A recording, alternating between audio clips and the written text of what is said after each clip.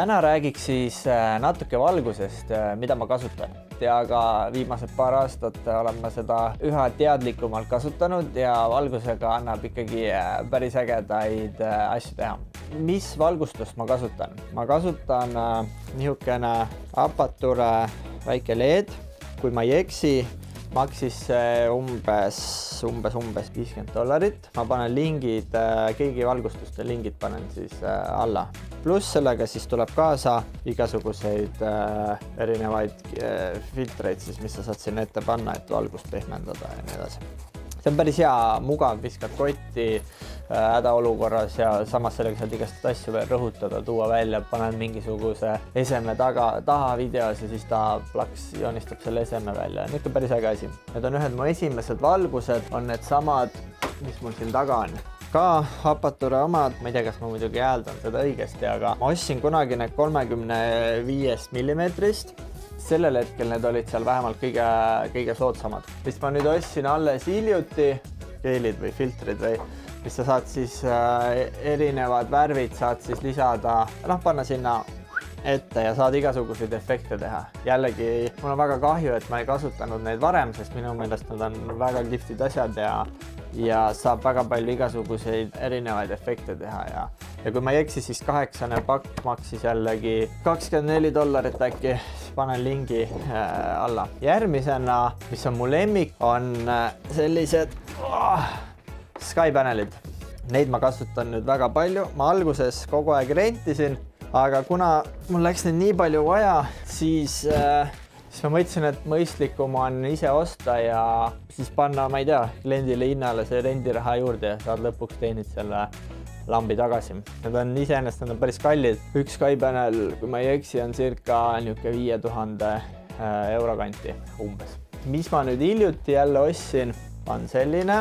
See on nagu softbox põhimõtteliselt, et paned SkyPanelile näiteks ette, kui valgus on liiga tugev ja siis ta teeb mõnusama niisuguse pehme ilme, et ei jää niisuguseid hästi teravaid varje. Siin on mul seesama Aperture'i lamp, tuleb mul otse eest, mis on mul ka seal taga ja selle ees on mul siis ka kunagi 35 millimeetrist ostsin niisugune vihmavari.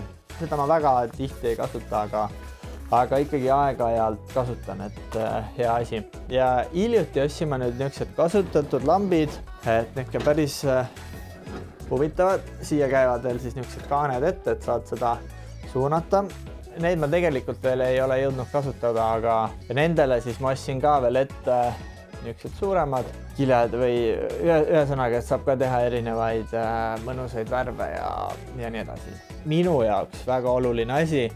Ma teen hästi palju, olen pannud enda arvust vähemalt, panen värvidega puusse. Kui palju kelvineid mingisugune koht on ja kuna on ka erinevaid lampe ja valguseid, mis tulevad, siis see miksib selle veel kõik segamini ja päris keeruline on ja ma arvan, et auto white balance'it kaameral usaldada, ütleme nii, et vahest läheb täppi, vahest ei lähe.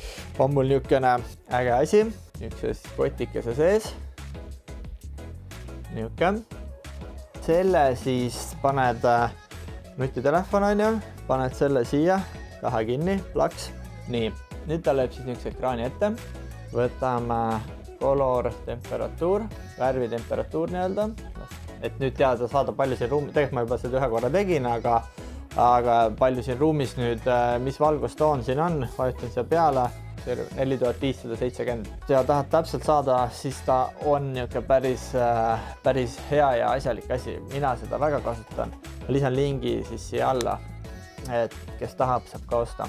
Ja tundubki, et valgusega on siis kõik praeguseks, et kui sa midagi tahad teada, on alati hea YouTube'is midagi vaadata, leida ja eriti hea, kui see on veel eesti keeles, et ajaga paremaks ja üritan siis anda vastuseid, kui keegi midagi küsib ja et selle video mõte on ikkagi tahaks inimesi aidata ja teha midagi niisugust, mis on nagu abiks, et mitte niisama neid videosid siin vorpida, et ja nii on. Tšau!